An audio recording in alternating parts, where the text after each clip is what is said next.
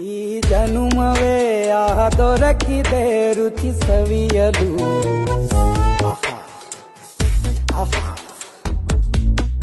ಈ ಜಗವಿದೆ ನವರಸಗಳ ಉಣಬಡಿಸಲು.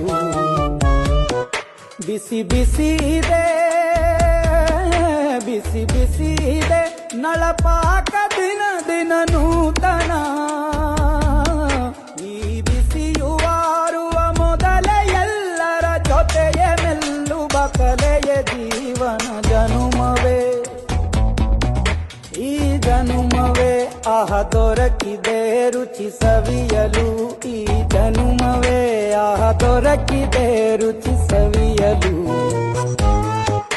ಈ ಜಗವಿದೆ ನವರಸಗಳ